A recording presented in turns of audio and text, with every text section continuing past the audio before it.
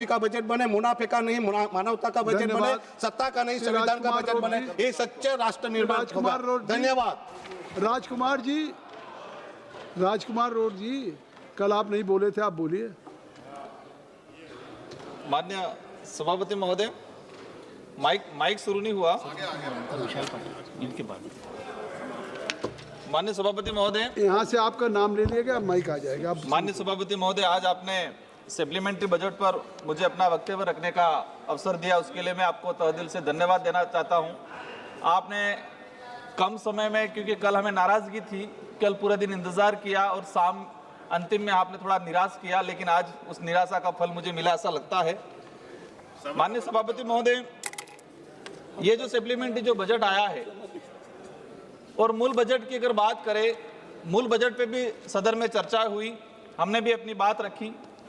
मूल बजट में भी आज थी कि इस देश का जो गरीब तबका है, किसान तबका है, उनके लिए बेहतर कुछ आएगा। और सप्लीमेंट्री बजट में भी यही था कि हम इस देश का जो गरीब तबका है उसके लिए क्या कर रहे हैं। 140 करोड़ पॉपुलेशन जो है 2011 की अगर जनगणना के हिसाब से अगर बात करें, इसमें से 80% पॉपुलेशन मध्यम वर्ग या मध्यम वर्ग से नीचे गरीबी रेखा में। लेकिन इनके लिए इस बजट में कोई विशेष प्रावधान या विशेष योजना या विशेष बजट का प्रावधान नहीं हुआ। इस देश के अंदर आदिवासी बाहुल्य क्षेत्र की अगर बात करें, आदिवासी समुदाय की बात करें, 2011 की जनगणना के हिसाब से 10 करोड़ 41 लाख आदिवासी समुदाय है। और आज अगर देखा जाए तो 13 से 14 करोड़ इस देश के अंदर आदिवासी समुदाय है। लेकिन इस तबके को राज्य सरकारें हो या केंद्र सरकार हो, किसी की भी सरकार हो, इस तबके को हमेशा नजरअंदाज किया जाता है। मैं आपके माध्यम से माननीय वित्त मंत्री महोदय से कहना चाहूंगा, आज भी आदिवासी बाहुल्य क्षेत्र मूलभूत सुविधाओं से वंचित है।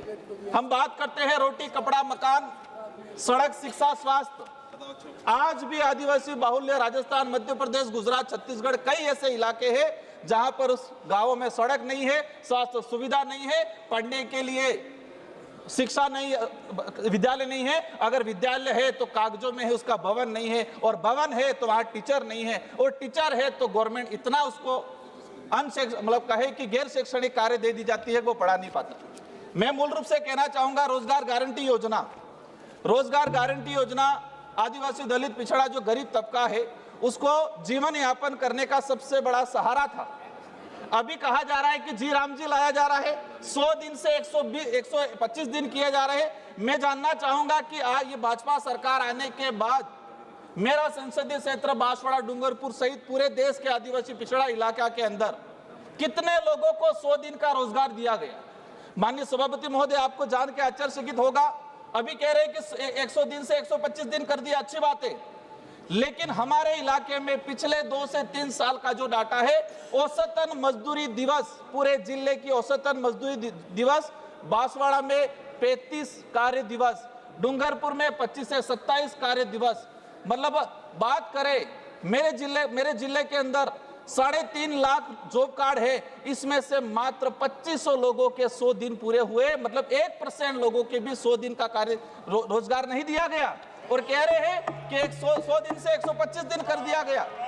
उस पूरे इलाके में रोजगार गारंटी योजना, गरीब की जो योजना थी, उसको आपने हड़पने का काम किया है। कृपया माननीय सभापति महोदय, कृपया समाप्त करें।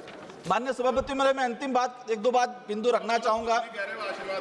ये मेरा जो संसदीय क्षेत्र बांसवाड़ा है, बांसवाड़ा से एक स्पीच वायरल हुआ था प्रधानमंत्री महोदय का। उन्होंने कहा था कि आपका मंगलसूत्र चुरा लिया जाएगा, लेकिन ये बात आज सार्थक हो रही है उससे कि सरकार की देन की वजह से सोना इतना महंगा हो गया है कि आज गरीब तबके का व्यक्ति अगर अपने बेटे बेटी का शादी करा